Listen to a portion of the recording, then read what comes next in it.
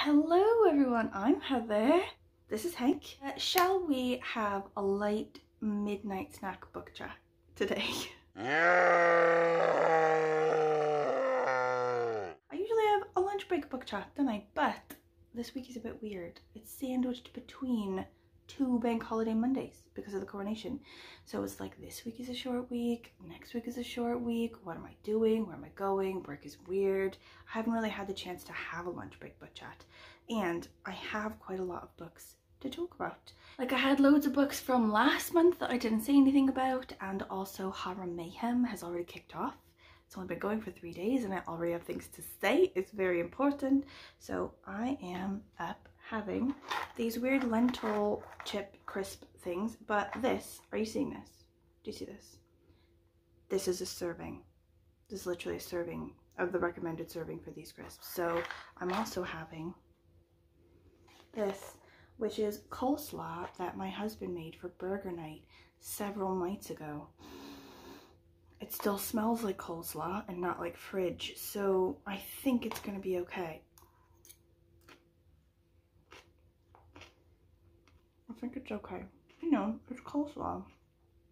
It's like pickles. You know, it lasts longer. It's like a natural preserve, right? I'm also drinking the dregs of a SodaStream mixture I made several hours ago. It's definitely going flat, and which has definitely been drunk by my kid because I can see that she's left little bits of food in it. It's fine. I don't mind it. Crunchy. Okay, so let's chat some of my end of April reads, some of my early May reads for MAYhem, and then what's on the docket for coming up. In March I did Dowie-thon, and I went really hard for Dowie-thon. I was really committed and into it. So then for April I was like, I'm just gonna have a chill time. I'm gonna read whatever the hell just sort of pops up in my hand, like in my library holds or like in audiobook holds or just around my house. So a couple of them did go back to the library, but I'll try to find pictures of them. Some of them are graphic novels. First one, A Prayer for the Crown Shy by Becky. This is the second one in the series. They're all sort of novellas. I think there's 3 out at the minute. And I read the first one, and because it had been so hyped up in my face, people were like, this is the best book. I think when I read it, I was like, actually, it's just an okay book, and I think I ended up giving it 3 stars. But then when I read this one, I think I based it on the 3 stars of the first one, thinking this is just going to be okay, I'm not going to love this or hate this. And I ended up really enjoying it, and I think it has partially to do with how I underhyped it for myself, but also partially to do with how it was everything I needed in the moment that I read it. I was in the perfect zone, okay, mentally, emotionally, physically, to fully absorb the Zen vibe. Like, it's got like a philosophical Zen utopia vibe, okay, and I was in the perfect place for that. So first one and second one, I think the third one as well, I don't know why it wouldn't be, they take place in this like futuristic society that's like moved on from the hellhole we live in now, like sort of like over plasticked, over processed, like over chemicaled sort of life we lead. And it's moved on to the society like embraces nature and like lives amongst natural things, and they've like gone past money. It's like they've gone like, you know, beyond money. It's like a sort of, I don't know, like a global social collective. And there was this time in the past, or like the near past or whatever, where they had robots who did everything for them, and they'd like made these robots so advanced that they could like do everything for them. But then all of a sudden the robots came to consciousness. It's like the awakening, when robots suddenly became self-aware and creative and like could do their own stuff. And the humans were like suddenly horrified by this. They're like, oh my god, they're slaves now. Like, before we could just make them do stuff and they were robots, and now they're basically people and we're just forcing them to do stuff. So the humans released the robots and they were like, you don't have to work for us anymore, now you can just sit with us and have tea. And the robots were like, thank you, but no, we're gonna bounce. We're gonna leave all this behind and just live in the forest amongst nature. So then it's been like a really long time, and like generations have passed, and now none of the robots and none of the people have ever seen each other living. The main characters, it's a robot and a tea monk, and it's like the tea monk's job to go around and make tea for people, just like a traveling tea maker person who's also like a sort of, I don't know, like a priest. They sort of listen to people's woes, guide them through it, like a bit like a therapist, but less intense, just sort of like a listener, like a friend for anyone who needs a friend, and they just sort of walk people through their troubles and make them tea, which is lovely. So while this tea monk is in the forest wandering about, they run into this robot, and this robot is like obsessed with the idea of meeting people and like bridging the robot and like people communities.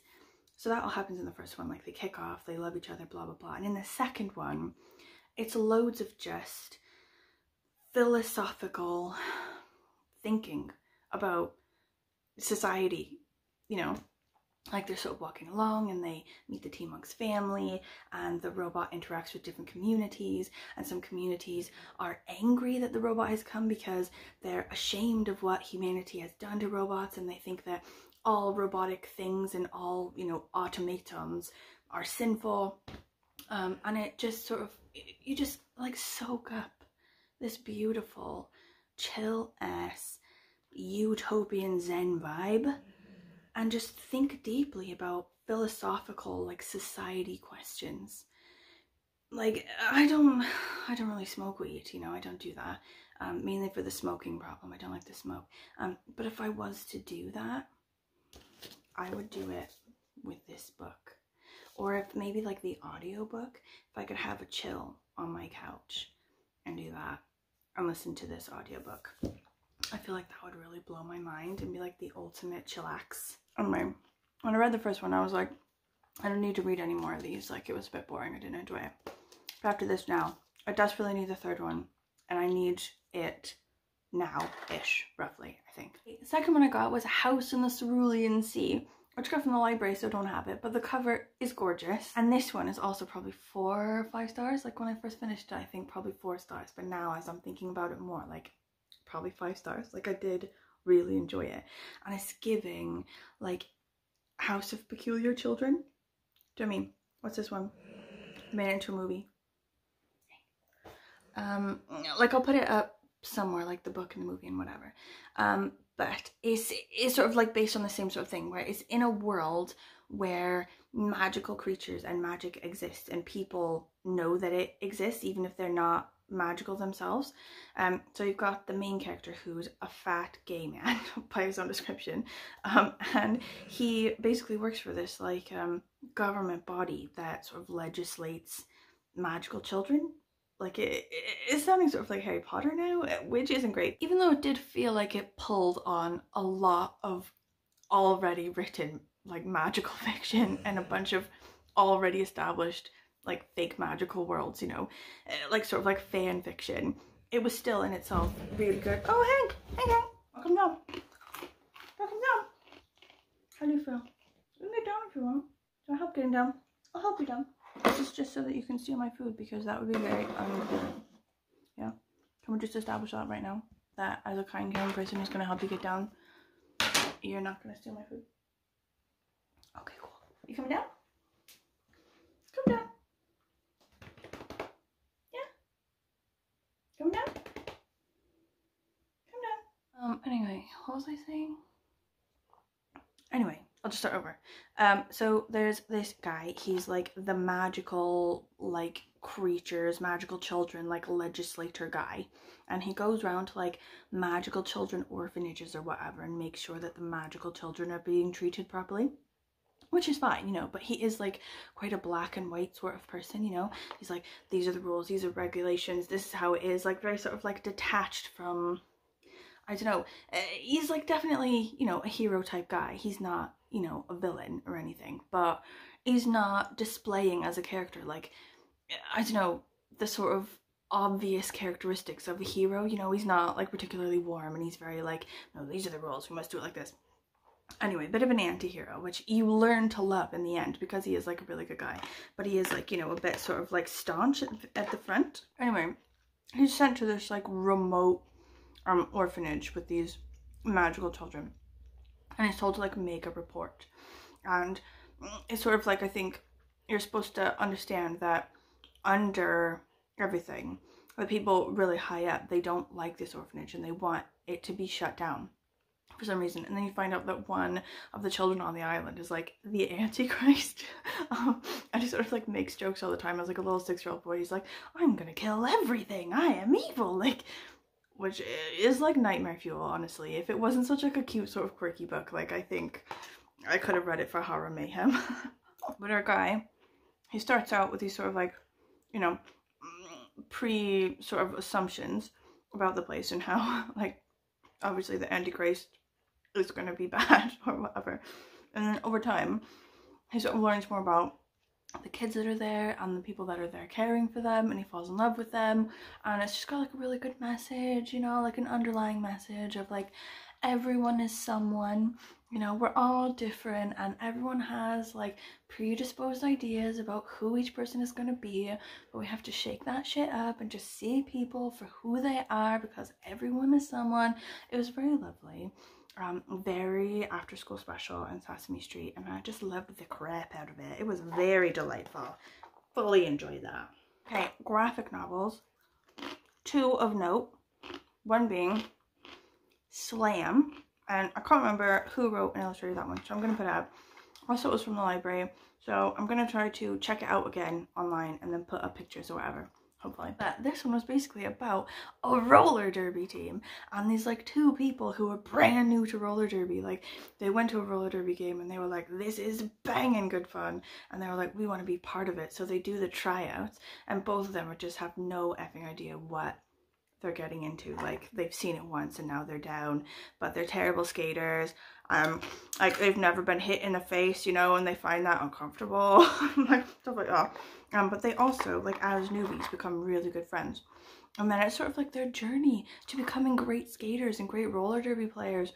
And also in like a bit of like friction that comes with the 2 of them being really good friends because they're both newbies, and then joining different teams, like being sort of like snatched up by different teams, and then like playing each other, you know, and then like having to go against each other on the track, and like meeting other people, and like each of the people then make, you know, new besties on their teams, blah blah, friction. But, you know, love overcomes, friendship overcomes. It's just very like, also they like do a lot about roller derby, and I know a bit about it, but I love a bit of like a roller derby primer, you know, like explain it all, let me know what's going on.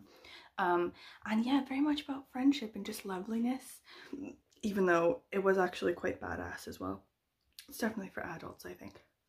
I enjoyed it. Very good. 4 stars, I think. I originally sort of picked it up because for my Pop Sugar challenge, they have one where it's a sport related book, and I was like, I'm not reading about sports. No, that's not happening. So I cheated a bit and I did a roller derby graphic novel. I think it'll be fine. I don't think they'll be too angry at me. What do you think? Hank, stop looking at nothing, it freaks me out. It's too late at night to be looking at corners like there's something there, buddy. Next one I also got from the library, also a graphic novel, but I think it's more like, less for adults, more for kids mainly. And it's called The Witch Boy.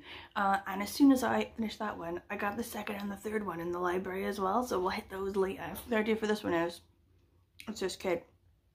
He's a boy, but he belongs to this magical community where boy roles and girl roles are very intensely separated by the kind of magic you inherit in practice, you know?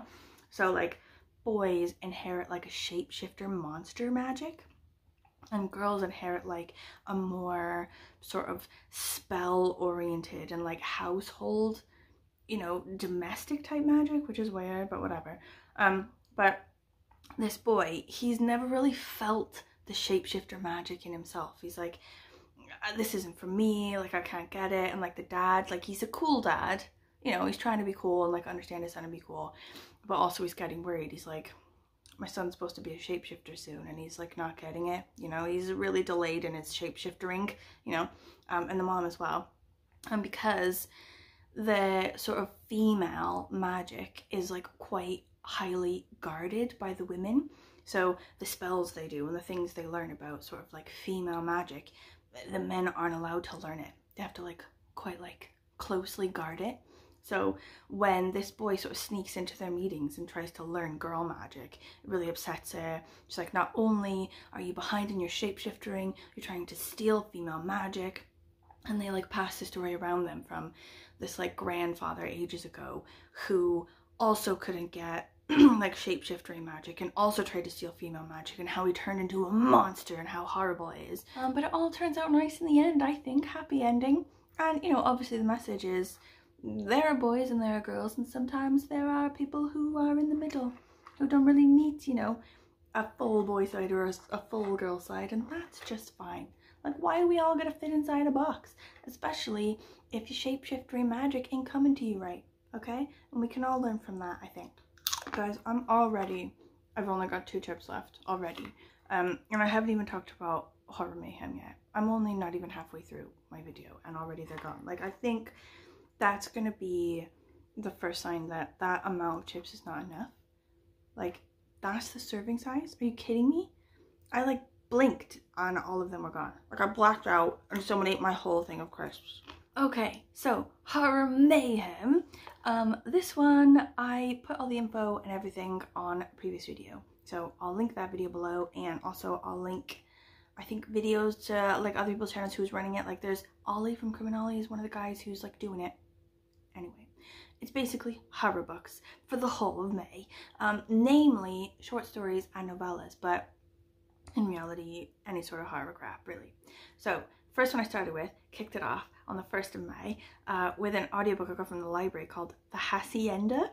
So this one was on my Pop Sugar reading list as sort of recommended for one that was written for NaNoWriMo, I think, like as a product of NaNoWriMo, and it's a haunted house story, which is one of my favorite kinds of horror books, right? So it's like Mexico, 19th century, roughly. You've got this girl, she's like 24, 25, something like that. Like, she's on the shelf, man.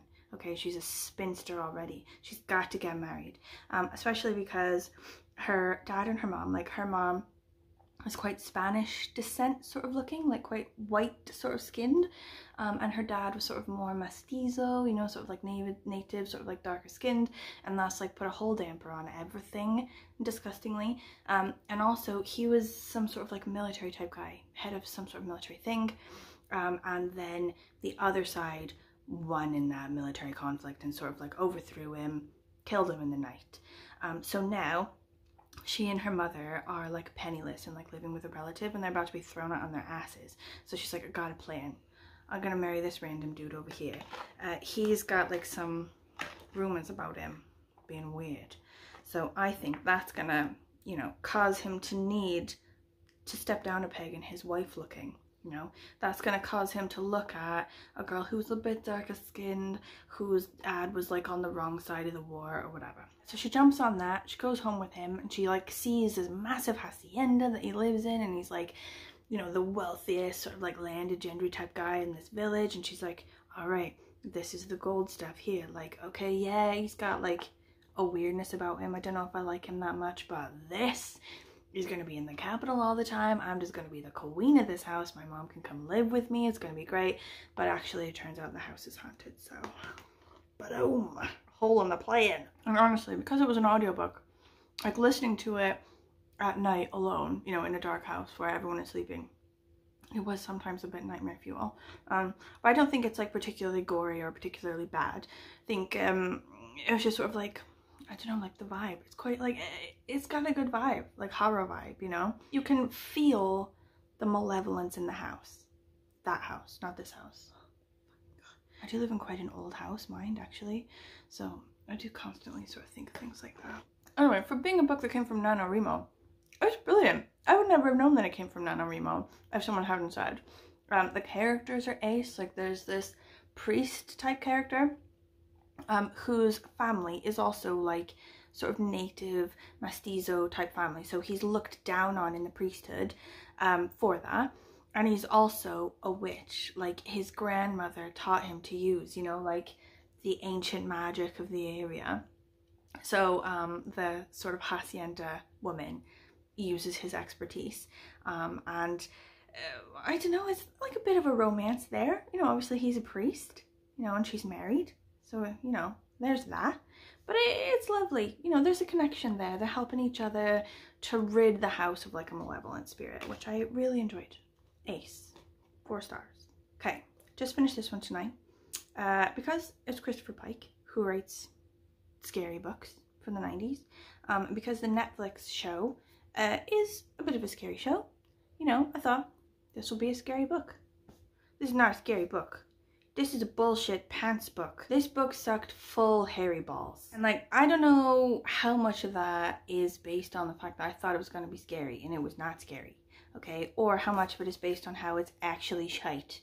So clearly it's for teenagers in the 90s, okay? So that's obviously going to be one thing. But Fear Street books, other Christopher Pike books, Goosebumps books, so these are all for like, you know, kids and teenagers in the 90s, and they're all cheesy and amazing. Like, awful, but in the best way, okay? This was awful in no kind of way except awful. I can't even fully explain to you why it is that I kept reading it and didn't DNF it. And I think it's mainly because I kept waiting for the scary.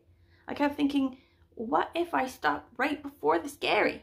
You know, and then I will have binned it off for nothing and missed out on a really good experience. But I read it all the way to the end and it never gets scary. It's about kids in a hospice slowly, painfully dying of cancer and making the best of friends along the way. No friend. Terrible. I hated every minute of that, but I gave it 2 stars because I do feel bad that it was a lot of my misunderstanding of what the book was going to be about. And to be fair, it doesn't tell me on the back it's going to be scary.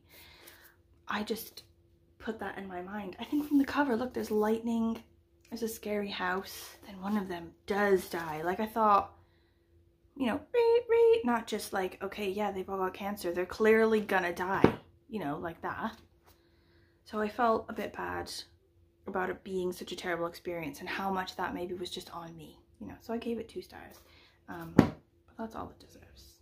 Okay, book I'm on at the minute is one, whoa, what? Hank buddy, if you want to get down, you can get down, but you gotta like let me know that you're gonna do it. Okay, jump down, jump down, jump down, jump down, Hank. Oh, Hank. Okay, so the one I'm on at the minute, I've been trying to read for ages. It's been on like several TBRs throughout like the year since I got it, okay? So I'm finally getting to it and I feel good about myself at it. But I've just finished the first story, which is basically like a sort of poop monster clone of a person comes out of their toilet. I feel like, from the nature of this book, like the prizes it's won, you know, I got it at Hay Festival, I feel like it's not just going to be horror, it's going to be literary horror, isn't it? You know, like, it's going to have way more to do with, you know, the horrors in our everyday, you know, things like that, like the real horrors, you know, which are like prejudice and stuff like that. I think there's a lot going on behind the scenes of this poop story that I maybe just didn't get. I basically felt like it was stupid, but I think I'm going to have another reread through. I'm going to read it again, I think, and then maybe peruse people's thoughts on the internet, maybe just to get a vibe of what I'm looking for, you know, the behind the scenes feeling of these going forward. And then, you know, go from there. Like, maybe it's to do with the taboo that we put on poop. Like, maybe the real horror here is taboo. I don't know, fear of our own poop? Maybe? I don't fear my poop, but I think some people do. And this is, I think, South Korean. The author's South Korean. I think it was written in Korean, first of all, and been translated. So, you know, maybe in Korea they really fear their poop. I don't know. I'll have to sort of get some context here from the people of the internet. I feel like there's going to be something here like, you know, like, why are we afraid of things that are part of everyday life, that everyone does? Why is there taboo on this, you know? But then also completely unrelated to Horror Mayhem, but fully related to events happening this month, one of which is Hay Festival. I need to read, I got the Audible audiobook version of Demon Copperhead, Barbara Kingsolver, because she's going to be at Hay Festival. So when I go there, I've got tickets to sort of like hear her talk, and I think her talk is going to be primarily about her new book, so I want to read it before I go. Every time I go to Hay Festival to see someone, I always try to sort of like read that book mainly first of all, or else you like get a bit lost. Like people are sort of talking about it, they've got questions or whatever, and you're like, what? But I don't have a lot of time, and it's a massive book. It's like massive. I think the audiobook is like 25 hours or something ridiculous. So I've 100% got to get on that. It's like the last weekend of May though, so I have basically a full month. But I can see myself getting, you know, hung up on other shit and just being like, oh shit, it's next weekend and I haven't done that yet. So I'm adding it to the top of my list for May straight away, so I don't book it up. Also, shit, I should put this up the front. Oh god. Okay, no, it's fine. It's at the back. Maybe I'll sort of make a note that it's here. I was thinking, I've just hit 1,000 subscribers and I was very like hesitant about it. I was like, is that going to drop below 1,000? Because sometimes my numbers tend to fluctuate, which is fine. I don't really mind. But I didn't want to like, you know, get really excited about how it's 1,000 subscribers and then it just like to go back down. So it's been held steady now at like 1,010 now for a couple weeks. So I feel like it might be safe. Like as soon as I say this now, it's gonna go down below, watch. Okay, but I feel like, you know, it's a bit more secure. Now we can talk about it and potentially have some sort of thing, like maybe a Q&A? What do you think? Are you for this? We could have like, you know, you could like drop me your questions in the comments or whatever, or like on my Instagram. I'll like link my Instagram below as well. You can sort of like send me a question maybe. How do you feel about this? We'll see if we get any questions anyway. If we don't, bin this off. I forget I mentioned it. But I think I did get quite a lot of questions for, like, I did this once before as well years ago when I hit like 500. I was like, woo, 500, and then I asked for questions and I got questions, so maybe it will work out, maybe it won't, I don't know. We'll roll with it, see what we get. But anyway, if you've made it this far, thank you for watching. Thank you, thank you, thank you. If you have any thoughts, questions for me, please let me know down in the comments. If you have any thoughts about these books, if you liked them, if you hated them, if you're never in your life going to read them because they have weird poop cloney monsters in them, it's perfectly acceptable. I'd love to hear your thoughts. Also, any recommendations for me on the books that I did like, you know, like the TJ Klune ones. Like I think that author has another one out about puppets, or like Pinocchio or something now. Has anyone read that one yet? I think it's brand new. Should I try to get it? Because I think I like that author now and want to read loads of stuff. Also, anyone who's a diehard Christopher Pike fan, is there something else I should try besides this steaming pile of dud? Like there's got to be really good ones. Like I heard one, there's like a witch one or something. Like is that one good? Does anyone know anything about Christopher Pike? You remember from the 90s? Look it down. Look it down. Oh god,